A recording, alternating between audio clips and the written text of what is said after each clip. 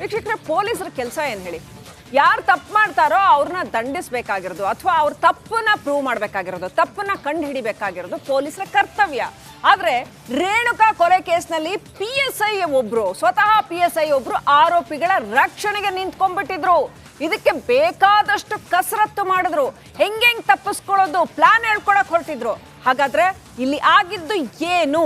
Republic Kannada ಅದರ ಇಂಚಿಂಚು details ನಿಮ್ ಮುಂದೆ ತರ್ತಾ ಇದೆ.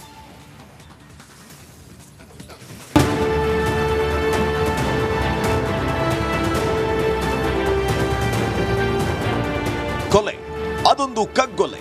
ಬರೀ ಕರ್ನಾಟಕ ಅಲ್ಲ, ಇಡೀ ದೇಶದಾದ್ಯಂತ ಭಾರಿ ಚರ್ಚೆಗೆ ಗ್ರಾಸವಾಗಿದ್ದ ಕೊಲೆ ಪ್ರಕರಣ. ಇಲ್ಲಿ ಸತ್ತಿದ್ದು ಸಾಮಾನ್ಯ ವ್ಯಕ್ತಿಯಾಗಿದ್ರು, ಕೊಂದ ಆರೋಪ ಹೊತ್ತಿದ್ದು ಮಾತ್ರ ಚಾಲೆಂಜಿಂಗ್ ಸ್ಟಾರ್ ಅಂತ ಹೆಸರು ಪಡೆದು ಕೋಟ್ಯಂತರ ಅಭಿಮಾನಿಗಳನ್ನ ಗಳಿಸಿದ್ದ ನಟ ದರ್ಶನ್. ಪ್ರೇಯಸಿ ಪವಿತ್ರಾಳಿಗೆ ತೋರಿಸಬಾರದನ್ನ ತೋರಿಸಿದ್ದ ಅಂತ ರೇಣುಕಸ್ವಾಮಿಯನ್ನ ಚಿತ್ರದುರ್ಗದಿಂದ ಕಿಡ್ನಾಪ್ ಮಾಡಿಸಿ ಕೊಲೆ ಮಾಡಿದ್ದ ಆರೋಪದಲ್ಲಿ ದರ್ಶನ್ ಅಂಡ್ ಗ್ಯಾಂಗ್ ಜೈಲಲ್ಲಿ ಕಂಬಿ ಎಣಿಸ್ತಾ ಇದೆ. ಕೊಲೆ ಕೇಸ್ನಲ್ಲಿ PSI ವಿನಯ್ ಹೆಸರು ತಳುಕು. ಪ್ರದೋಷ್ ಜೊತೆ ಸಂಪರ್ಕದಲ್ಲೇ ಇದ್ದ ವಿನಯ್. ರೇಣುಕಸ್ವಾಮಿ ಕೊಲೆ ಕೇಸಲ್ಲಿ ದರ್ಶನ್, ಪವಿತ್ರ ಜೊತೆ ಪ್ರದೋಷ್ ಕೂಡ ಆರೋಪಿಯಾಗಿದ್ದಾನೆ. ರೇಣುಕಸ್ವಾಮಿಯನ್ನ ಕೊಂದ ಡಿ ಗ್ಯಾಂಗ್ ಮೊದಲು ಐಡಿಯಾ ಕೇಳಿದ್ದೆ PSI ವಿನಯ್ ಹತ್ರ. ಹೌದು, ಪ್ರದೋಷ್ ಹಾಗೂ ವಿನಯ್ ಸ್ನೇಹಿತರಾಗಿದ್ದು ವಿನಯ್ಗೆ ಮಾಹಿತಿ ನೀಡಿದ್ದ. ಇಬ್ಬರ ಮಧ್ಯೆ ಒಂದಲ್ಲ ಎರಡಲ್ಲ ಬರೋಬ್ಬರಿ 122 ವಾಟ್ಸ್ಆಪ್ ಚಾಟ್ಗಳು ನಡೆದಿವೆ. ಜೂನ್ 9ರಂದು ಬೆಳಗ್ಗೆ 7:26ಕ್ಕೆ ಫೈಲ್ ಕಳಿಸಲಾಗಿತ್ತು. ಆರೋಪಿ ಪ್ರದೋಷ್ಗೆ ಚಾಟ್ ಮಾಡಿದ್ದ ವಿನಯ್ ಒಂದು ಫೈಲ್ ಅಟ್ಯಾಚ್ ಮಾಡಿ ಕಳಿಸಿದ್ದ. 7:27ಕ್ಕೆ ಆರೋಪಿ ಪ್ರದೋಷ್ ಇದಕ್ಕೆ ರಿಪ್ಲೈ ಮಾಡಿದ್ದ. ಹಾಗಾದ್ರೆ ಇವರಿಬ್ಬರ ಮಧ್ಯೆ ಏನೇನ್ ಚಾಟಿಂಗ್ ನಡೀತು ಅಂತ ನೋಡೋದಾದ್ರೆ, answer will call sister. Okay. True caller is showing. Yeah, right. Okay. Deleted by the sender. You can delete, sir. We'll wait for your call. Sir, shifted. Please call. Sir, send. Reached Mysore. We are in Priyapatta having dinner. Sir, ನಮ್ feeling ನಮ್ಗೆ, ನೀವು ನೋಡಿದ್ರೆ sir where are you? ಈ ರೀತಿ ಚಾಟಿಂಗ್ ಮಾಡಿದ್ದ ಆರೋಪಿ ಪ್ರದೋಷ್ ಎಲ್ಲವನ್ನು delete ಮಾಡಿದ್ದ. ಆರೋಪಿಗಳು ಚಾಪೆ ಕೆಳಗೆ ನುಗ್ಗಿದ್ರೆ ಪೊಲೀಸರು ರಂಗೋಲಿ ಕೆಳಗೆ ನುಗ್ಗಿ ಡಿಲೀಟ್ ಆದ ಮೆಸೇಜ್ಗಳನ್ನ ರಿಟ್ರೀವ್ ಮಾಡಿ ಮಾಹಿತಿ ಸಂಗ್ರಹ ಮಾಡಿದ್ದಾರೆ. Sunil Dharmasthala, crime bureau, republic Kannada.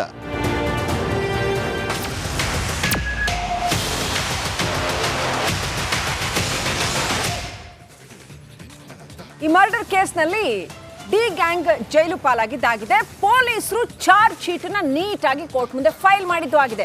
ಈಗಿರೋಂಥದ್ದು ಆ ಚಾರ್ಜ್ ಶೀಟ್ ನಲ್ಲಿ ಇರೋಂಥದ್ದನ್ನ ಪ್ರೂವ್ ಮಾಡಬೇಕು. ಹೆಂಗ್ ಪ್ರೂವ್ ಮಾಡ್ತಾರೆ? ನ್ಯಾಯಾಲಯದ ಮುಂದೆ ಸೂಕ್ತ ಸಾಕ್ಷ್ಯಾಧಾರಗಳ ಮುಖಾಂತರ. ಅಲ್ಲೇ ಇರೋದು ಸವಾಲು.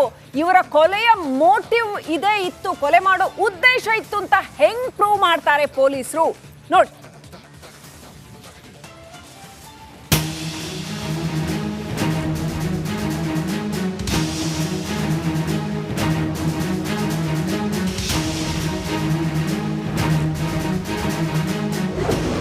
ಅಶ್ಲೀಲ ಸಂದೇಶ. ರೇಣುಕಾಸ್ವಾಮಿ ನೆತ್ತರು ಹರಿಯೋಕೆ ಕಾರಣ ಪವಿತ್ರ ಗೌಡಗೆ ಕಳಿಸಿದ್ದ ಅಶ್ಲೀಲ ಸಂದೇಶ. ಇದರಿಂದಾನೇ ರೊಚ್ಚಿಗೆದ್ದ ದರ್ಶನ್ ರೇಣುಕಾಸ್ವಾಮಿಯ ನೆತ್ತರು ಹರಿಸಿದ್ದಾನೆ. ಪ್ರೇಯಸಿ ಹೇಳಿದಂತೆ ರೇಣುಕಾಸ್ವಾಮಿಯನ್ನ ಹತ್ಯೆಗೈದಿದ್ದಾನೆ. ಆದ್ರೆ ಇಲ್ಲೊಂದು ಪ್ರಶ್ನೆ ಉದ್ಭವಿಸುತ್ತೆ. ಪವಿತ್ರ ಹೇಳಿದಂತೆ ದರ್ಶನ್ ರೇಣುಕಾನ ಕೊಲೆ ಮಾಡಿದ್ದೇಕೆ ಅಂತ. ಕಾಟೇರನಿಗೂ ಕಿಲ್ಲರ್ ಲೇಡಿಗೂ ಸಂಬಂಧ ಏನು ಅಂತ.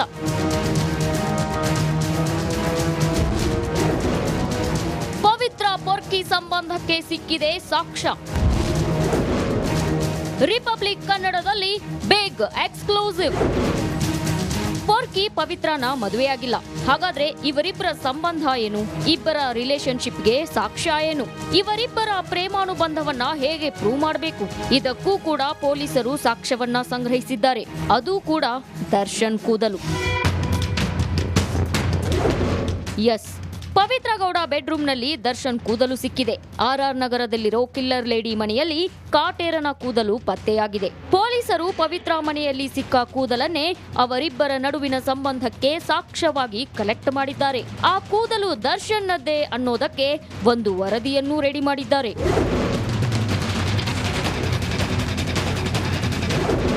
ನೋಡಿದ್ರಲ್ವಾ, ಈ ಡಿ ಗ್ಯಾಂಗ್ ಚಾಪೆ ಕೆಳಗೆ ನುಗ್ಗಿದ್ರೆ ಪೊಲೀಸರು ರಂಗೋಲಿ ಕೆಳಗೆ ನುಗ್ಗಿದ್ದಾರೆ. ಖಾಕಿ ಕಲೆಕ್ಟ್ ಮಾಡಿರೋ ಸಾಕ್ಷ್ಯಗಳನ್ನ ನೋಡ್ತಿದ್ರೆ ಕೊಲೆ ಕೇಸಲ್ಲಿ ಕಾಟೇರ ತಪ್ಪಿಸಿಕೊಳ್ಳೋಕೆ ಚಾನ್ಸೇ ಇಲ್ಲ. Nagaraj, crime bureau, republic Kannada.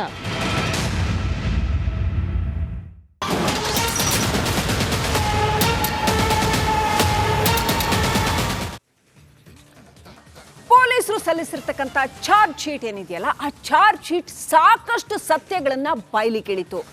ಬಹಳ ಶಾಕಿಂಗ್ ವಿಚಾರಗಳನ್ನ ಅದು ಜನರ ಮುಂದೆ ಇಡೋದಕ್ಕೆ ಸಾಧ್ಯ ಆಯಿತು. ಈಗ ಅಂಥದ್ದೇ ಮತ್ತೊಂದು ಶಾಕಿಂಗ್ ವಿಚಾರ ಬಯಲಿಗೆ ಬಂದಿದೆ ಚಾರ್ಜ್ ಶೀಟ್ ಮುಖಾಂತರ.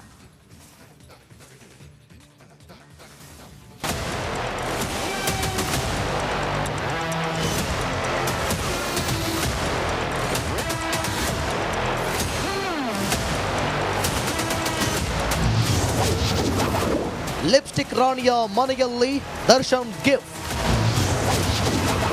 ನೆನಪಿನ ಕಾಣಿಕೆಗಳ ತಾಣವಾಗಿತ್ತು ಪವಿತ್ರ ಗೌಡ ಮನೆ.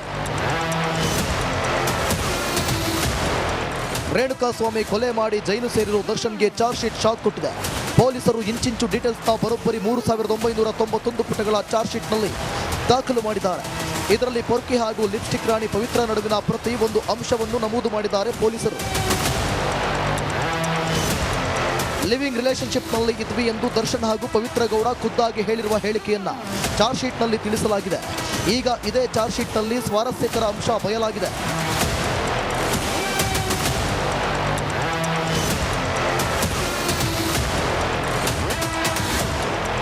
ಎಸ್, ನಟ ದರ್ಶನ್ಗೆ ಬರುತ್ತಿದ್ದ ಗಿಫ್ಟ್ ನೆನಪಿನ ಕಾಣಿಕೆಗಳು ಪವಿತ್ರ ಗೌಡ ಮನೆಗೆ ಹೋಗ್ತಾ ಇದ್ವಂತೆ.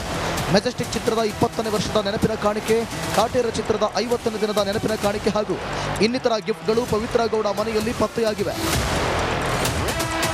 ಇದಿಷ್ಟೇ ಅಲ್ಲ, ದರ್ಶನ್ ಹೋಗುತ್ತಿದ್ದ ಕಾರ್ಯಕ್ರಮಗಳಲ್ಲಿ ನೀಡುತ್ತಿದ್ದ ಶೀಲ್ಡ್, ಹಾರ, ತುರಾಯಿಗಳು ಪತ್ತೆಯಾಗಿದ್ದು ಇವುಗಳನ್ನು ಪೊಲೀಸರು ಜಪ್ತಿ ಮಾಡಿದ್ದು. ಈ ಬಗ್ಗೆ ಎಲ್ಲ ಮಾಹಿತಿಯನ್ನ ಪೊಲೀಸರು ಚಾರ್ಜ್ ಶೀಟ್ನಲ್ಲಿ ದಾಖಲಿಸಿದ್ದಾರೆ. Nagaraj, crime bureau, republic Kannada.